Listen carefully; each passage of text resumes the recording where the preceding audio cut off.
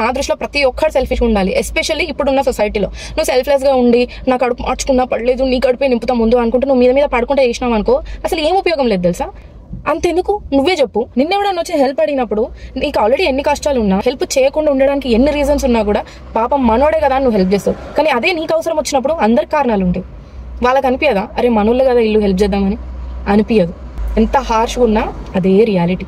ఒకరికొకరు సాయం చేద్దాం అనుకున్న సొసైటీలో నువ్వు సెల్ఫ్లెస్గా ఉండి హెల్ప్ చేస్తే ఏం కాదు, ఎందుకంటే రేపటి రోజు నీకేమైనా అవసరం వచ్చినా చేస్తారు. కానీ ఇప్పుడు అట్లా లేరు జనాలు. అందరు నా కోసం నేనే అని అనుకుంటున్నప్పుడు నువ్వు కూడా అట్లనే ఉండాలి, ఎందుకంటే అంత ఘోరంగా ఉన్నారు జనాలు బయట.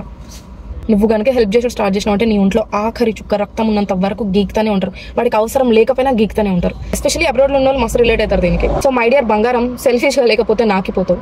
లేదు నేను ఆగిపోతాను, నాకు నాకపోవడం ఇష్టం అంటే ఇంకెవ్వడేం చేయలేడు. నేనేమంటున్నా అంటే బీ కైండ్, కానీ ఫస్ట్ మీ కడుపు నింపుకున్నాక అవతలోడి కడుపు నింపడానికి ట్రై చేయండి. ఎందుకంటే మన కడుపు నింపడానికి ఎవ్వడు రాడు బ్రో, ఎవ్వడంటే ఎవ్వడు రాడు.